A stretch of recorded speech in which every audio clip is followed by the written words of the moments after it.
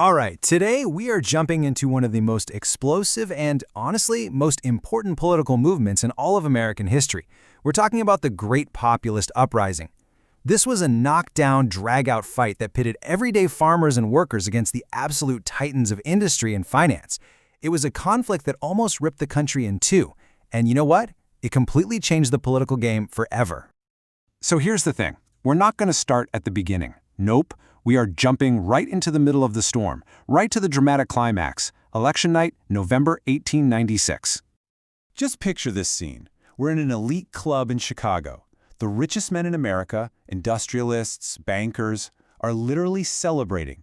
They're so relieved, so euphoric that they're climbing on the furniture and hugging each other. Why? Because their guy, William McKinley, had just won the presidency, defeating the one man they feared most, the populist Democrat, William Jennings Bryan. So what was this huge battle they just won? And who was this guy that had them so terrified? Well, to really get that feeling of a bullet dodged, we've got to rewind. We need to see the massive popular uprising that brought the whole country to this very breaking point. Yeah, this whole conflict wasn't born in some fancy Chicago club. Not even close. Its roots were way out in the sun-scorched fields and debt-ridden farms of the American West and South.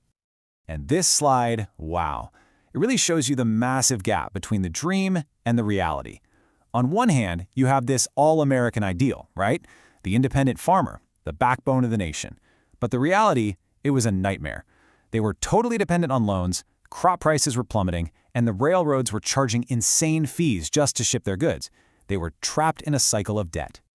And listen, this went way beyond just money. As the populist leader Ignatius Donnelly put it so powerfully, it felt like a moral crisis. People had this deep-seated feeling that the entire system was rigged, that it was designed to create just two kinds of people, paupers and millionaires, with absolutely nothing in between. So you've got all this anger, all this despair, but it didn't just bubble under the surface. Oh no. It organized. It absolutely exploded into one of the most powerful third-party movements this country has ever seen. And check out this timeline. You can see just how fast this thing caught fire. What started as these small local protest groups like the Farmers' Alliances quickly grew into a full-blown national political party, the People's Party. And they had a seriously bold agenda. Okay, so if you're going to get the populists, you have to get this one key idea: free silver. It sounds kind of weird now, right? But back then, it was everything. See, the country was on a strict gold standard, which kept the money supply tight. That meant prices for crops stayed low, and debts were really hard to pay back. The populists wanted to add silver into the mix, to basically create a little inflation. This would raise crop prices, and here's the magic part, it would make their massive debts easier to pay off. To the bankers, it was insanity, but to the farmers, it was salvation. And whoa, their platform was about way more than just silver. Just look at these demands from 1892. Government ownership of railroads, a graduated income tax, getting the currency out of the hands of private bankers. I mean, this stuff was completely radical for its time. They were calling for a government that would actually step in and fight for the little guy, not just for the big corporations. Okay, so you've got the ideas, you've got the platform. But a movement this huge, it needs a voice. It needs that one charismatic person who can take all this anger, all this hope, and forge it into a political crusade. The populists, they had the organization, they had the passion, they had the ideas. And in 1896, they found their man, their champion. And funny enough, he wasn't even from their own party. He was a 36-year-old, silver-tongued populist Democrat from Nebraska named William Jennings Bryan. So Bryan gets up at the Democratic National Convention and gives one of the most legendary speeches in American history, the Cross of Gold speech.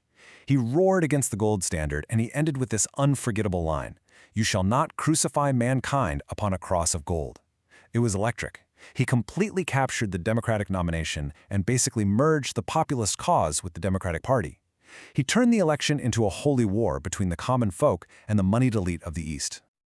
And just like that, the stage was set for one of the most intense, fiercely fought presidential elections this country has ever seen. The battle lines were drawn. I mean, look at this. The choice in 1896 could not have been more stark. On one side, you have Bryan, the voice of rural agrarian America, demanding radical change. On the other, you have McKinley, representing industrial urban America, promising stability and sound money. It was a head-on collision between two totally different visions for the future of the country. So Bryan goes on this insane whistle-stop tour, traveling thousands of miles, giving hundreds of speeches directly to the people, but it just wasn't enough. McKinley ran a well-funded, highly organized campaign from his front porch, and his backers successfully painted Bryan as a dangerous radical. In the end, McKinley won. The cause of free silver went down with Bryan, and the great populist insurgency was stopped dead in its tracks. So, the People's Party, it pretty much disappeared after 1896. But, and this is a huge but, their story is nowhere near over. In fact, you could say they lost the battle, but they ended up winning the war of ideas. I mean, their long-term impact is absolutely incredible when you really look at it. A graduated income tax, the direct election of senators, greater government regulation of big business. Remember how radical that stuff was in the 1890s? Well, guess what? Within 20 years, these ideas became the law of the land, passed by the same political system that had once fought them so hard. So it all comes back to that one question, right? The populist uprising of the 1890s was a thunderous answer. It proved that when enough people feel like the system is broken, they will rise up and demand to be heard. And even if they lose, they can change the course of history. It's a dynamic that defined their era, and one that, let's be honest, continues to shape our world to this very day.